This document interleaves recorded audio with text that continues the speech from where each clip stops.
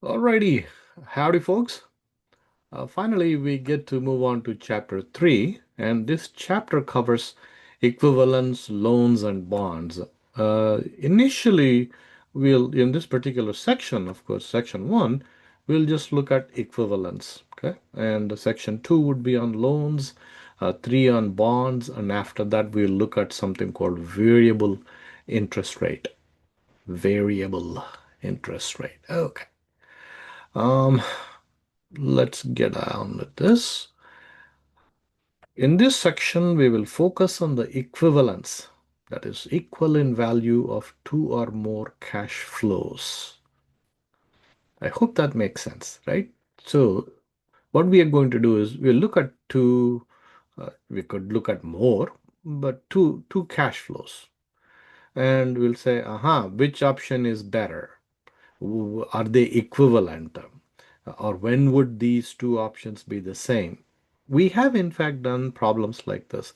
For instance, you remember something like we had a geometrically increasing deposits, and then we said, hey, if it is not a geometric, what would be the equivalent uniform for the same distribution, right? So that is the equivalence, in fact. All right. Without much further ado, the good news is that pretty much, there are all the important background stuff has already been covered. So it's just a matter of applying that to different situations. So chapter 2 was very important to have all the foundational stuff, and now we'll build on it. Okay. Of course, there would be some new concepts, but we'll learn them as and when needed. Cool. If $7,000 is borrowed and repaid in with four quarterly payments of $600 during the first year and four quarterly payments of $1,500 during the second year after receiving the $7,000 loan, what is the effective annual interest rate for the loan?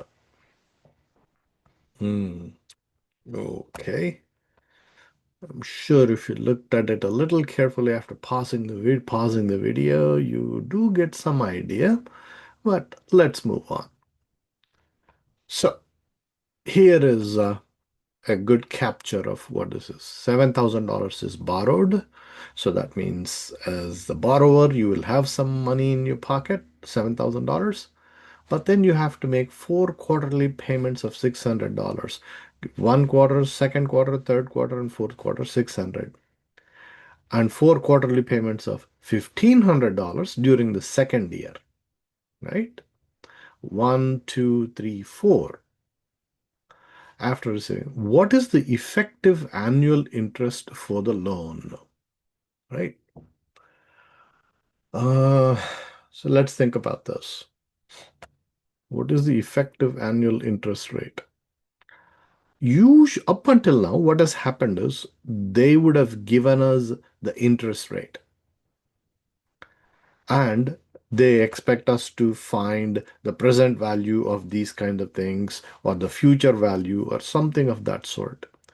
But now, in this problem, they are not giving us the interest rate, right? For the first time, I think we are bumping into a problem like this.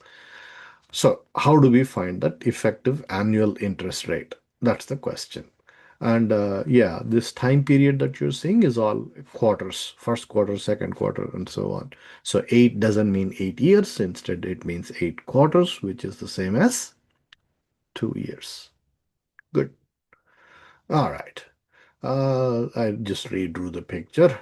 Um, the amount borrowed must be equal to the present worth of the 8 payments shown in the CFD. The amount borrowed must be equal to these 8 payments, right? Okay, so let us find the present value of these payments and make that equal to this 7,000. That's going to be our strategy. But in order to do that, we notice that there are uniform payments for four quarters, and then this is also uniform series. However, it is delayed, right? These $1,500 are also uniform. They are happening for 4 quarters, but the starting point is not 1 like this guy, whereas it is 5. So that is the delayed uniform series.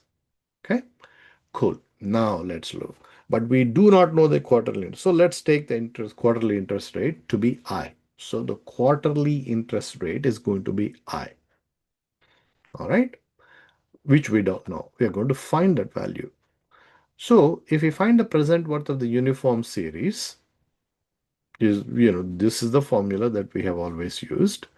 And what do we get? The $7,000 should equal 600, straightforward formula, 1 plus I to the 4. There are 4 quarters, four periods. And so that 4 periods is what you're seeing here. Minus 1 over I times 1 plus I to the 4. However, this $1,500 thing, let's look at that a little carefully. It is also happening for 4. So we would have 1 plus I to the 4 minus 1 over I times 1 plus I. But if we do this, please pay attention to this. If we do this formula with 1,500, just this alone, without this times 1 plus I to the negative 4, okay? This piece alone, without the times 1 plus I to the negative 4, would you agree, gives us the present value at year 4? These 4 things at this value. Kind of like these 4 things at year 0, starting at 1. If the uniform series starts at 1, the present value would be at t equal to 0. Similarly, if the uniform payments are starting at t equals 5, then the present value by using this formula would be calculating the present value at t equals 4. Allow that to sink in. Good. But that's okay. If this formula gives us a t equals 4, and what we need is a t equals 0, we'll take this guy and push it back, move it back to 0 by multiplying by 1 plus I to the negative 4. Cool. All right. Can I ask you some interesting questions to test whether or not you understood the concept? Okay. How about this? Let's say there are only 3 payments of 600, and starting at 4th, there was a 1,500 series that began, 1,500, 1,500, and so on for 8 quarters. What would change? You understand my question? I'm asking this so you can be clear that you understand the concept. Cool. So the 600 payment is only for 1, 2, 3 quarters. 1,500 is for 4 through 8 quarters. In that case, what would change? Well, would you agree? 1 plus I to the 3 is what this would be, minus 1 over I times 1 plus I cube, 1 plus I raised to 3. And this would change to 1 plus I to the 5, because there would be 5 periods, t equals 4, 1, which is 1, this is 2, 3, 4, 5. So this would be raised to a power of 5. And this would also be raised to a power of 5 in the bottom. And what would this be? Now, don't get into an inertial rut and say, oh, that's going to be negative 5, man. No, no, man. Because we're saying the 1,500 starts at t equals 4. So if you find the present value using this, you are finding the present value at t equals 3, right? So to push it back by 3 years to 0, you need to raise this to a power of negative 3. Cool. So this would become 5 and this would become negative 3. This and this. These 4s will become, these 2 4s will become 5s, and this will become negative 3. Cool. All right. So good. All of this is fine. And so how do we go about figuring out all of this? Well,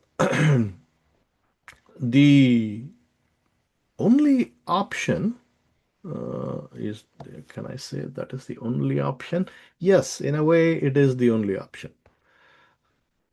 Had we simply had 600 times plus only this stuff in this small square brackets, we could have used logarithms to find I.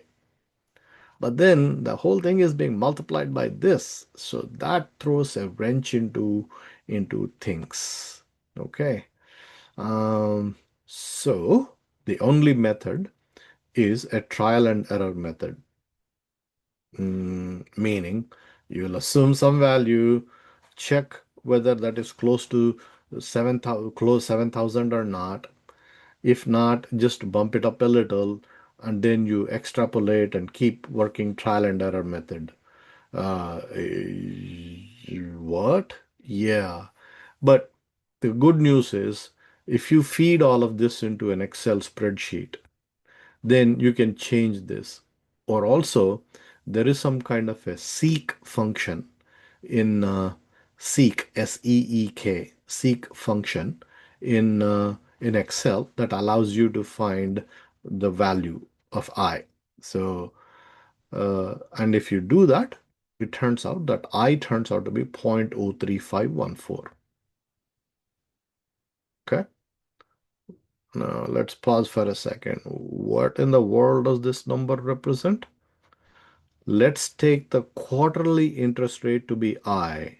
So the quarterly interest rate is 0.03514 for this loan for 1 quarter. Cool. And what was the question? We need to find the effective annual interest rate of this loan, right? What do we have now? The interest rate for a single quarter. Okay. And so this is 3.514% per quarter. And the effective annual interest rate is 1 plus I to the 4 R over M would have given this I is nothing but R over M, nominal interest rate, over the number of compounding periods. So R over M is I, and so 1 plus I, the quantity to the 4 minus 1, and so that is 14.181%. That is the effective annual interest rate. Nominal interest rate is 3.514 times 4. Okay. So you just take this per quarter and multiply by 4 and you get the nominal interest rate. However, the effective interest rate is 14.181%. Cool. All right. Let's move on to the next one. What uniform annual series of cash flows over a 12-year period is equivalent to an investment of $5,000 at t equals 0, followed by receipts of 600 per year for 11 years and a final receipt of $1,600 at t equals 12 if the investor's time value of money is 6% per year? Okay. So this is the scenario. 5,000, 600, 600, and all of this stuff, 1,600. And what equivalent is this A? Uh, there's a somehow I didn't like this problem for a particular reason. And that reason is up until now, we were under the impression that given a cash flow diagram like this, these withdrawals, right, when we find the present value of these withdrawals, that should equal what we invested. That's what used to happen, right? But in this stupid problem, for some reason, that doesn't happen. Uh, and apparently we need to recognize that. So just because you see this in a cash flow diagram, don't assume that this is a nicely balanced cash flow. That means that if you find the present value of all these withdrawals, like I was saying, the present value of that, all these ones, that should equal 5,000, right? Sometimes it doesn't. All right. So keep that in mind. So what does it mean? And now apparently we need to find what would this be as an equivalent of this cash flow? Okay. All right. So we'll find the net present value of cash flow diagram 1. Net. Now, which means we'll consider the 5,000 as a negative, and then we'll consider these things, the present value of these as a positive, and find the net present value. Okay, like I said, present value of the annual series of 600 over 11 years, these guys, plus the 1600 needs to be pushed back, plus the present value, the future value $1,600 in year 12. From that, we'll subtract the 5,000, the initial investment. Okay, so let's see what that net present value would be. Because this is an annual uniform series, we'll apply the uniform series formula. 600 is A, and the interest rate is 6% per year. So 1 plus 0.06. How many years is that? 11 years, 1 through 11, and it is not delayed. So raised to 11 minus 1 over 0.06, blah, blah. However, this 1600 is at year 12, so pushing it back to t equals 0, take 1600 times 1 plus 0.06 to the negative 12 minus the 5,000 investment. And so this has a net present value, the cash flow diagram, have just a simple $527.28. That's it. Okay. Um, now, what is this equivalent in this cash flow diagram to? So let's look at find the net present value. We don't know what A is, so we'll leave it as a variable and figure out how do we do. We apply this formula, right? So A times 1 plus I to the n minus 1 over I times 1 plus I to the n, but we know I to be 0.06, and so we'll plug that, and that gives us A times 8.384. So what should we have? A times 8.384 should be equal to this 527. Okay. And therefore, A must be $62.89. If A is $62.89, these two cash flow diagrams are equivalent. Okay, that's the idea. Cool. An automobile is quote unquote priced at $7,000. So that's like, car dealer guys, that's it. It's at 7,000. But you ask him, so do you expect, how much are you asking? Well, if you can pay 6,500. Can you ever do that in some store in like a Walmart? You buy a shampoo for $10 and the listed price is $10. It says $10, but like, can I give you $8 for it? That's not a possibility.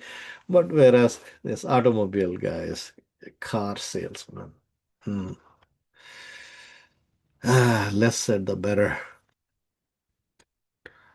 And anyway, an automobile is priced at $7,000. Option one is a buyer may purchase the car for $6,500 now. You pay right now, you can walk out of the lot by paying $6,500. Okay, yes, sir.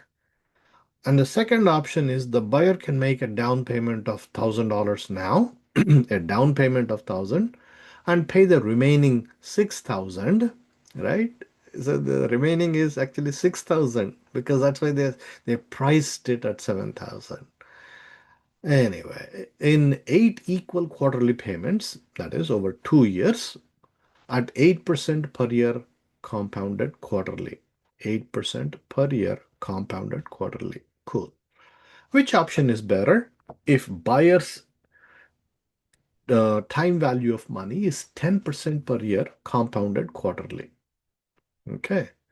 What is the effective annual interest rate at which these two payment options are equivalent? Good. So let's do this. Take a little while to go over the problem and make sure you understand the problem. All right. In a classroom, I would actually give you some time to think about it and float some ideas how to go about solving it. But since this is a recorded session, I'll just move on and you can pause. All right. Okay. Option one is to pay $6,500 now, which is the present value. Simple one. And so PV, present value of option one, is 6,500 and we're done. For option two, finding PV is a little more involved. Really? Let's see why. The buyer can make a down payment of $1,000 now and pay the remaining 6,000 in 8 equal quarterly payments at 8% per year compounded quarterly. Okay. So just that alone, with those facts alone, we need to find I'll put it this way. First, we'll find quarterly payments expected by the dealership, right? 8 equal quarterly payments. What are those equal quarterly payments? We don't know yet. Would you agree?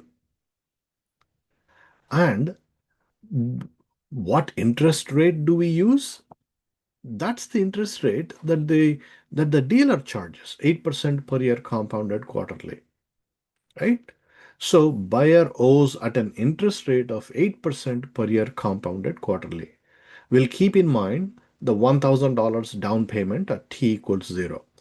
So $1,000 at t equals 0 and $6,000 distributed into 8 equal quarterly payments. You cannot just divide by 6,000 over 8, right? Because of time value of money or because of the interest rate. So we need to think of it as the monthly payments as some uniform series A and find what that A is. Okay. Since P equals A times this thing, we have A times the quarterly payment is A times we'll use 8%, but compounded quarterly. So period interest rate would be 8% divided by 4, that is 0.08 divided by 4.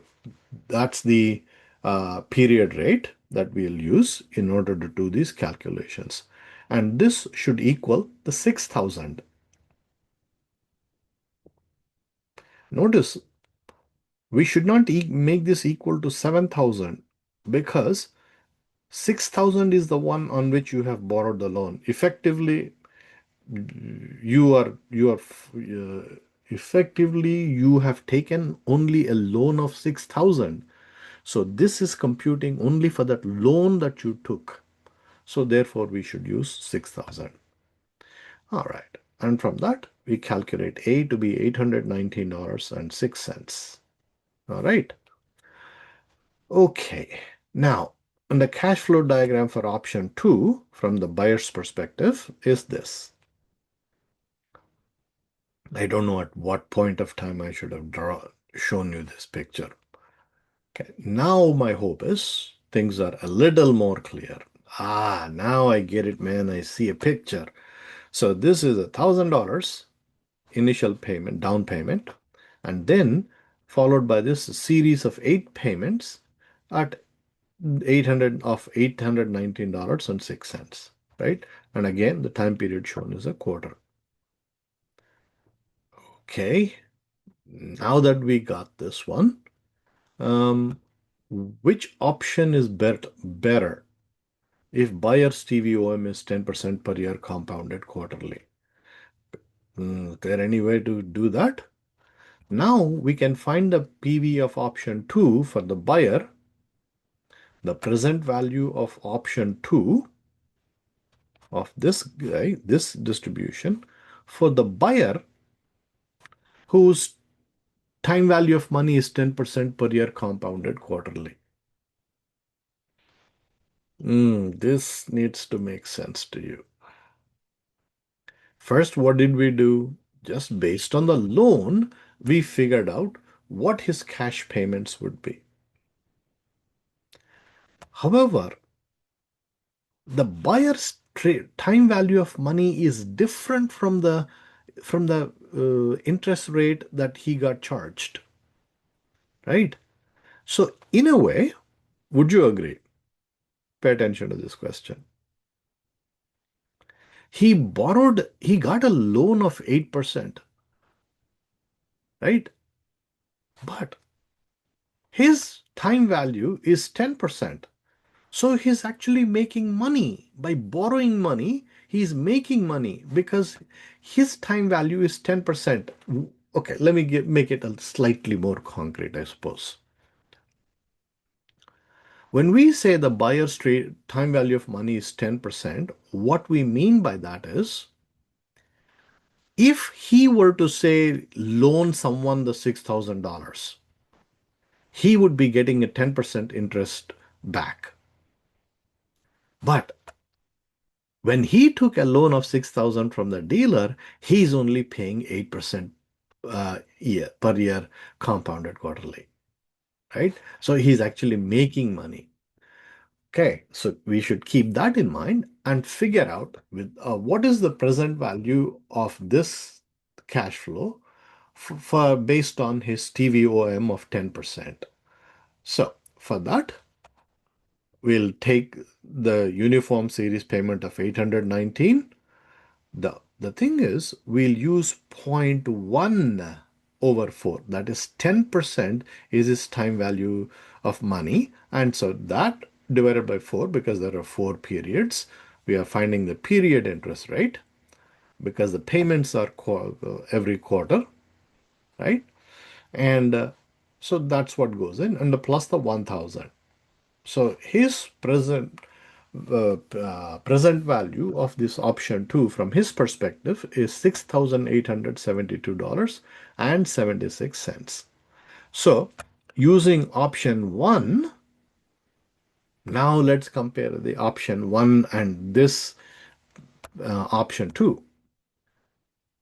In option 1, he paid $6,500 because the dealer guy, he knows, man, this guy knows his time value of money, so I'll give him a discount, right? So that he'll definitely buy the car.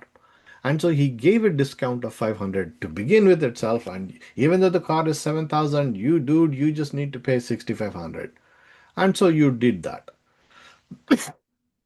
And you recognize that if you were to do the calculation based on what he is saying, okay, you paid $1,000 down payment and then pay me 8 quarterly payments and at 8% interest rate or whatever that interest rate was, yeah, 8% interest rate.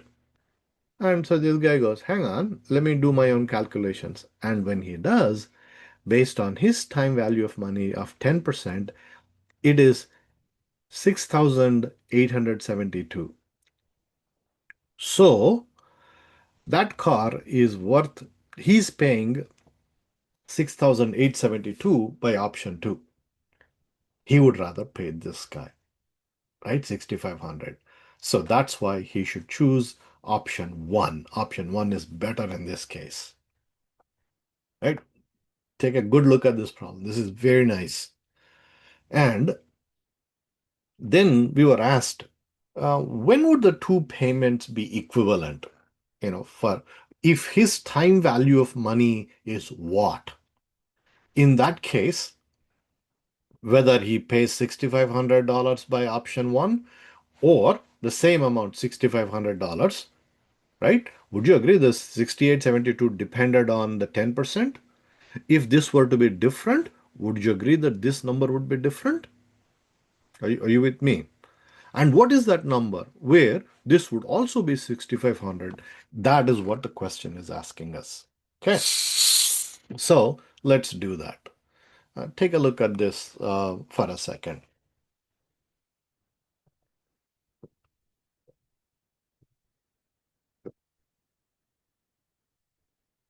I cheated. I took a sip of water. as I was getting you to look at this. Anyway, so we don't know what that should be, so we are calling it as I, and everything else would be the same. So this should equal 6,500, right? And now when you do some math and use trial and error method, you get that I to be 16.26% per year. Okay. Mm, I is 16.26% per year. Good. Now, let's ask a few questions. What kind of interest is this? We looked at nominal interest rate, effective interest, and all this stuff. This is your nominal interest rate. If the time value of money for the buyer is 16.26% per year, that's the nominal interest rate. And the period interest rate is this divided by 4 and compounded quarterly, then the two would be equal. The point is, this is the nominal interest rate. Okay, from that, we need to calculate the effective annual interest rate. And we'll use that good old formula, 1 plus R over M. Um,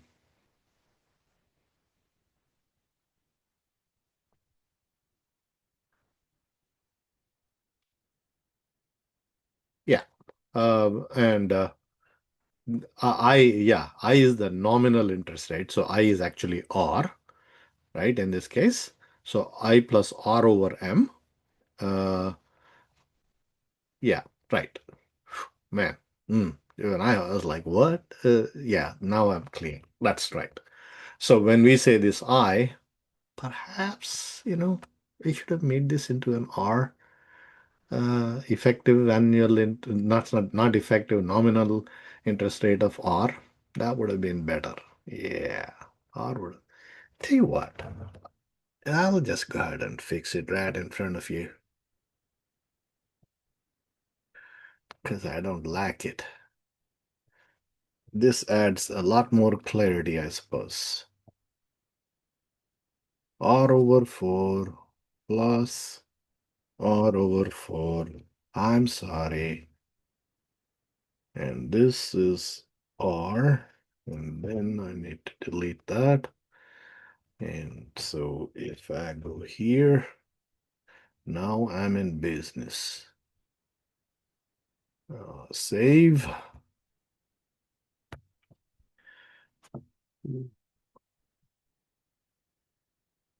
Start this. Yes. I like this better. 1 plus R over M to the M. And so that's going to be 17.28%. Conclusion. Had the buyer's time value of money been a nominal rate of 16.26% per year compounded quarterly, the two options would have been the same. Or if the equivalent effective rate is 17.28% per year, then the two options would have been the same. I like this problem. Take a good look at this one. Cool. Alrighty. If $2,000 are invested in an account, what is the balance after 3 years when the interest rate is 12% per year compounded monthly, 12% per year compounded quarterly? Which option should the investor choose? In fact, in the last section that we did this problem, but I'm throwing it in here, I suppose, as a repetition only because this is another case of equivalence. Two different kind of cash flows. Are they equivalent? Okay. So we have P is $2,000. What is the balance after 3 years if the interest rate is 12% per year compounded monthly? Time of investment is 3 years. What is the future value? Let's find the future value. And so nominal annual interest rate R in this case is 12%, 12% or 0.12. The number of the compounding frequency in case 1, case A is monthly, And so number of compounding periods would be 12. And total number of compounding periods is 3 years times 12 periods. So that is 36 periods. And the period interest rate is nominal interest over the number of compounding or over M, 0.12 over 12. And ending balance is P times 1 plus I raised to N, right? And so that's going to be 2000 and this and cool. I'm thinking this is fairly straightforward. Then we'll do a similar calculation for the other one. Uh, is 12% quarterly, so 4 periods. Total number of would be for 3 years times 4 would be 12 periods. Period interest rate is R over M, 0.12 over 4, and ending balance is P times 1 plus I to the N. And so that's going to be this. And so ending balance with option A is 2861, and with this one is 2851. And looks like we are better off going with compounded every month as opposed to compounded quarterly. Cool. Ladies and gentlemen, boys and girls, that's it. Thank you.